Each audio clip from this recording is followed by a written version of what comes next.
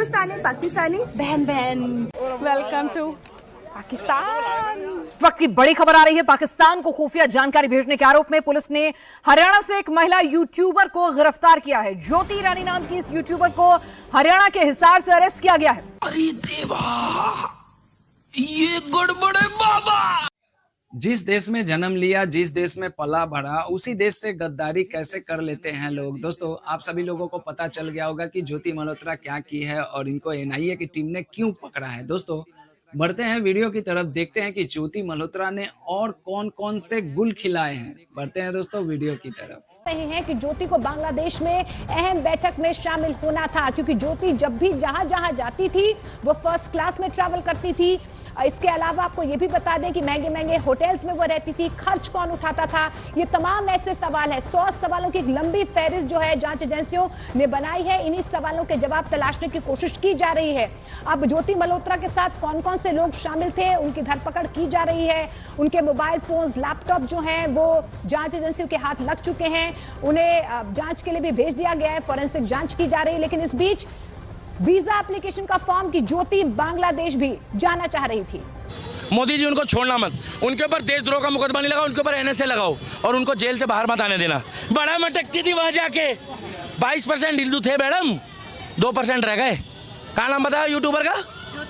ज्योति मल्होत्रा। तुम्हारी ज्योति पाकिस्तान में चल रही थी, हैं?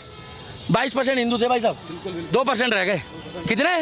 2%। इसको 2% को जाके पूछ रही है कि कैसा लग रहा है पाकिस्तान में। पाकिस्तान में 2% रह गए, कैसा लग रहा होगा भाई साहब? बहुत बेकार लग रहा है भाई साहब। और यहाँ पे 4% थे मैडम, आज 20% हो गए।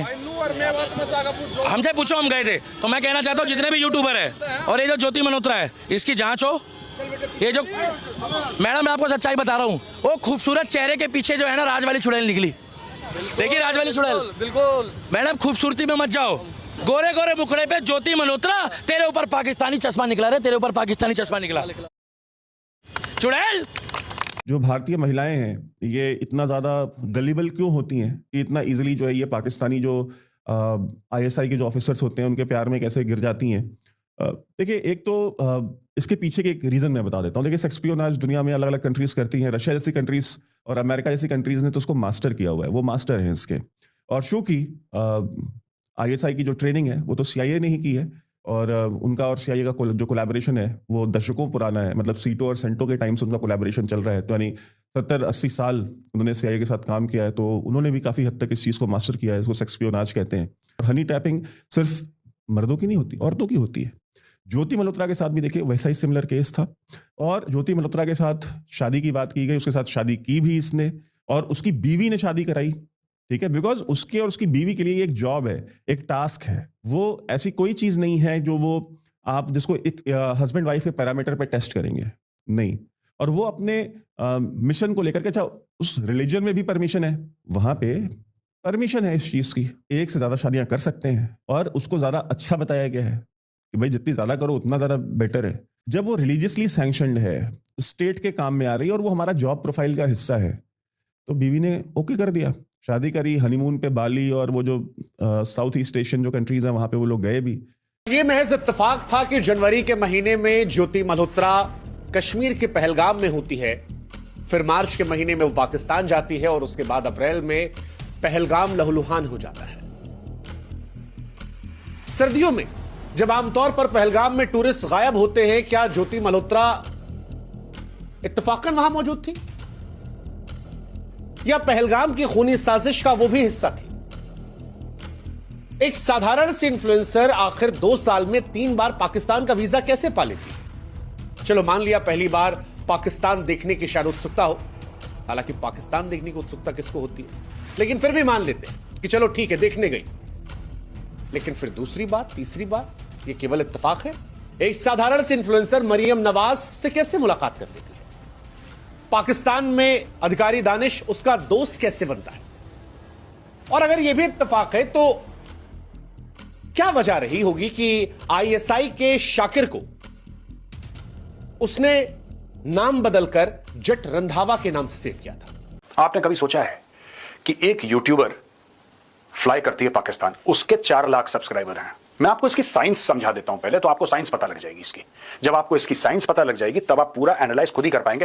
फिर आपको किसी यूट्यूब वीडियो, कोई टेलीविजन प्रोग्राम की जरूरत नहीं है। आपके दिमाग में क्रिस्टल क्लियर हो जाएगा, आईने की तरह साफ हो जाएगा कि ये गेम खेला कैसे जाता है।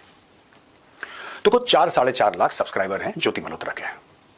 ट्रैवल विद जो करके कुछ ऐसी कुछ है, मैं भूल गया उसका, जो यूट्यूब चैनल है। अच्छा, तो ज्योति मल्होत्रा जी जाती हैं पाकिस्तान। पाकिस्तान के लिए डायरेक्ट फ्लाइट है नहीं, यानी कि you can't catch a flight from Delhi and land in Lahore और कराची और Islamabad. It is not possible. तो she could have gone through Dubai. मैं न्यूज भी ज्यादा फॉलो नहीं कर रहा, लेकिन जब मैंने पढ़े कुछ facts of the case, 1-2 article पढ़े, तो मुझे लगा कि मुझे आपसे बात करनी चाहिए। वो जाती हैं पाकिस्तान में, उनका वेलकम होता है, उनको प्रॉपर सिक्योरिटी दी जाती है, 4-5 कमांडो, 6-7 कमांडो उनके आगे पीछे। वो चीफ मिनिस्टर पंजाब से मिलती हैं, ठीक है, who is the daughter of Nawaz Sharif and the niece of Shahbaz Sharif. Chief minister Punjab से मिलती हैं, बड़े बड़े लोगों से मिलती हैं। दानिश नाम का एक बंदा है जिसके साथ वो लगातार दर लगातार कांटेक्ट में रही हैं। दानिश पाकिस्तानी हाई कमीशन इन न्यू दिल्ली में था। दोस्तों, ये मामला क्या है, ये मैटर क्या है? देखिए, अब आप बोलेंगे साहब 4 लाख 4.5 लाख सब्सक्राइबर होना इतनी बड़ी बात तो नहीं है। अगर पाकिस्तान को पकड़ना होता तो 40 लाख वाले को पकड़ते, 1 करोड़ वाले को पकड़ते। और ये जब मैं कह रहा हूं कि 4 लाख सब्सक्राइबर या 40 लाख या 1 करोड़, ये कोई डेरोगेटरी फैशन में नहीं बोल रहा। मैं आपको समझाने की कोशिश कर रहा हूं कि दुश्मन सोचता कैसे है, राइट? अब जिसके कम सब्सक्राइबर हैं उसको पकड़ता है, जिसके ज्यादा है उसको नहीं पकड़ता। ये क्या चक्कर है? और लोग पूछ रहे हैं सवाल, अब मैं उस सवाल का भी जवाब देता हूं। सबसे पहले, पाकिस्तान क्यों पकड़ता है? देखिए, बात यह है कि जिसके मिलियंस में सब्सक्राइबर हैं, मिलियंस में, उसको ऐसे कंटेंट की जरूरत नहीं है। भाई, उसने कुछ ना कुछ तो कंटेंट बनाया होगा कि उसके मिलियंस में सब्सक्राइबर हो गए, पहली बात। दूसरी बात, पाकिस्तान उसको दे कह सकता है। जिसके मिलियंस में सब्सक्राइबर, जैसे कोई बड़े बड़े यूट्यूबर हैं जिनके करोड़ों में 10 मिलियन, 15 मिलियन, 20 मिलियन सब्सक्राइबर हैं उनके, फिर वो तो नेशनली रिकॉग्नाइज होते हैं। भाई, शॉपिंग मॉल में घुस नहीं सकते, भीड़ इकट्ठा हो जाती है। वो क्या करेंगे पाकिस्तान जाके? उनका क्या मतलब है पाकिस्तान जाने का, राइट? वो ग्रोथ का एक लेवल रीच कर चुके हैं जहां पे उनको इन सब चीजों की जरूरत नहीं है। मैं यहां पे देशभक्ति की बात नहीं कर रहा, देशद्रोह की बात नहीं कर रहा, मैं ह्यूमन नेचर की बात कर रहा हूं। दूसरी चीज, पाकिस्तान इनको कंट्रोल नहीं कर सकता। एनआईए और पुलिस ने ज्योति के घर से उसके लैपटॉप और 3 मोबाइल फोन जब्त किए। इनकी फॉरेंसिक जांच में जो जानकारियां निकलकर सामने आई हैं वो हैरान कर देने वाली हैं। सूत्रों के मुताबिक ज्योति की कॉल डिटेल में एक अंतर्राष्ट्रीय नंबर और दिल्ली में पाकिस्तान एम्बेसी के कई नंबरों से लगातार बातचीत का रिकॉर्ड मिला है। ज्योति के लैपटॉप और मोबाइल से डिलीट किए गए वीडियोस को क्लाउड स्टोरेज से रिकवर किया गया है, जिसमें बीएसएफ की मूवमेंट का वीडियो भी है कहा जा रहा है। रडार, लोकेशन और हाई सिक्योरिटी जोन इलाकों के वीडियो हैं, यह दावा है। पाकिस्तान हाई कमीशन के कर्मचारी दानिश और पाकिस्तान के कई फेक प्रोफाइल के साथ ग्रुप चैट्स और ग्रुप मेंबरशिप का डेटा मिला है। ज्योति के जीमेल अकाउंट में पाकिस्तानी आईपी एड्रेस से कई बार लॉगिन हुआ है। वीडियोस के मेटा डेटा रिकॉर्ड के मुताबिक ज्योति ने पाकिस्तान यात्राओं के दौरान कई ऐसी जगहों पर विजिट किया था जहां पर पाकिस्तान के आम लोग नहीं जा सकते। सूत्रों का कहना है कि ज्योति ने पूछताछ में खुद कबूल भी किया है कि उसके संपर्क में 6 पाकिस्तानी खुफिया अधिकारी थे। इन्हीं अफसरों ने उसे भारत में रणनीतिक जगहों की फोटोज, वीडियो और डेटा इकट्ठा करने की जिम्मेदारी दी। तो दोस्तों, देखा आपने कैसे एक लड़की धर्म की आड़ में और कहे तो पाकिस्तानी आईएसआई एजेंट के बहकावे में आकर चंद पैसों की लालच में अपने ही माँ को बेच देती है। अपने ही देश, जिस देश में जन्म लिया, जिस देश में उसके पूर्वज रहे, जिस देश में उसके पूर्वजों ने सब कुछ अर्जित किया, यहाँ तक कि इसके पिताजी को भी सरकारी नौकरी मिली हुई थी इस देश में, उसके ही बेटी ने इस देश को बेच दिया। दोस्तों, आपने देखा किस तरह से अपने जिंदगी को बेहतर बनाने के लिए, अपने जिंदगी में ऐशो आराम लाने के लिए, अब एक तरह से कहे तो ये एक भोग विलास के लिए ये लड़की अपने ही देश के साथ में गद्दारी कर देती है चंद पैसों के लिए।